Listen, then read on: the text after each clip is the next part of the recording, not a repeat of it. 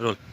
विधानसभा में जिस तरह से संपत्ति क्षतिपूर्ति आंदोलन के दौरान जो होगी उसको लेकर विधेयक इंट्रोड्यूस किया गया है, आप इसे किस तरह से देखते हैं? देखिए, संपत्ति जो ये है इस प्रदेश की जनता की है,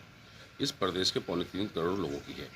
और वो अगर कहीं हम नुकसान करते हैं आंदोलन के द्वारा या और प्रदर्शन के द्वारा कुछ संपत्ति को तो नुकसान पहुंचाते हैं, तो वो आप समझ के चलिए कि वो प्रदेश की जनता के ऊपर ही बोझ किसी न किसी रूप में पड़ना है। अभी इस किसान आंदोलन के चलते लगभग 1100 करोड़ रुपए के आसपास का नुकसान वैसे ही हो चुका है, जो अपने आप में एक बहुत बड़ा जो नुकसान है। और मैं समझता हूँ कि कोई व्यक्ति अगर तोड़-फोड़ करता है, प्रदर्शन करता है, देखिए प्रदर्शन करने का, आंदोलन करने का सबको अधिकार है, लेकिन वो एक दायरे में हो। ये जब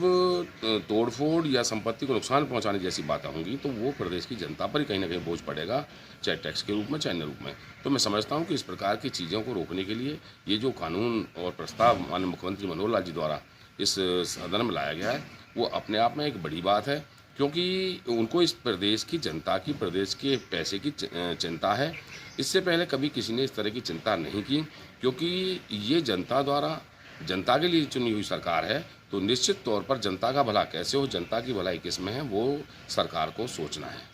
जिस तरह से एक निंदा प्रस्ताव भी जो है सदन में लाया गया, जिसमें खासतौर पर जो जजपा भाजपा के जो हैं नेता, उनका बहिष्कार को लेकर जो चल रही है प्रदेश में, तो उसको कैसे देखते हैं? देखिए, कांग्रेस ने इस पे वॉकआउट भी किया है। इसके लिए मैं विपक्ष के नेता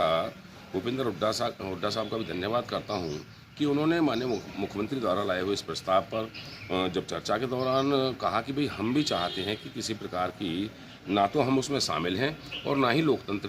की हत्या के लिए हम यहाँ बैठे हैं, नहीं लोकतंत्र किसी तरह से दबना चाहिए।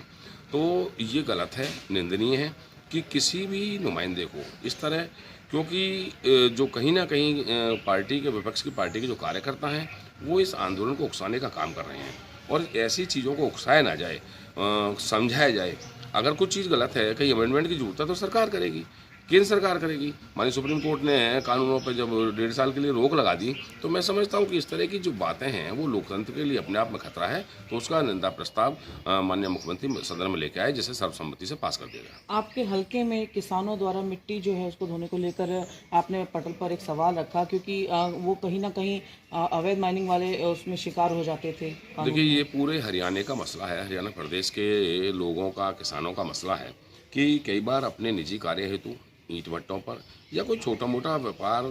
काम करने में जो ट्रैक्टर, ट्रॉली, बुग्गी या कोई छोटा मोटा रेती का वो काम करते हैं, तो मैं समझता हूँ कि उसे माइनिंग से बाहर रखना चाहिए। और किसान हैं, छोटे व्यापारी हैं, वो अपना कोई मजदूर है, मजदूरी करता है, तो उस पर इस तरह की, क्योंकि 4-4 लाख रुपए एक एक बार में जुर्माना उन पर लगता है। और मैंने तो उनकी संख्या भी पूछी थी, भाई कितनी संख्या में ऐसे ट्रैक्टर ट्रॉली बंद हुए हैं या जब्त हुए हैं, तो उनकी संख्या बताई जाए, तो ताकि इस प्रदेश के किसानों को, इस प्रदेश के मजदूरों को इस माइनिंग जो मामला है, माइनिंग की जो तुम्हारा दायरा है, उससे दूर रखा जाए, ताकि वो अपने 2 पैसे कमा सकें।